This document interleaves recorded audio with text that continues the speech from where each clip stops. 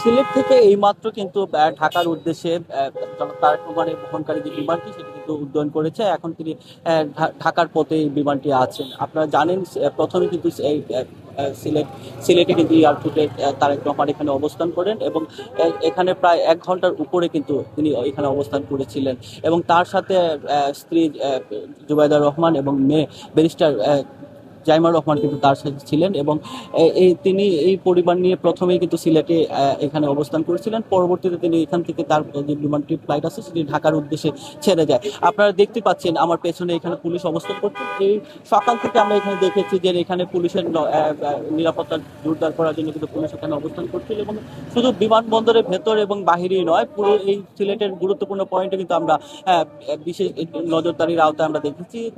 এখন যেহেতু বিমানটি উড্ডয়ন করেছে, এখন কিন্তু নিরাপত্তা ব্যবস্থা কিছুটা শিথিল করা হচ্ছে এবং সাধারণ জনসাধারণের জন্য কিন্তু বিমানবন্দরের যে আগে উন্মুক্ত করে দেওয়া হচ্ছে। সিলেট থেকে এই ছিল আমার কাছে সর্বশেষ খবর।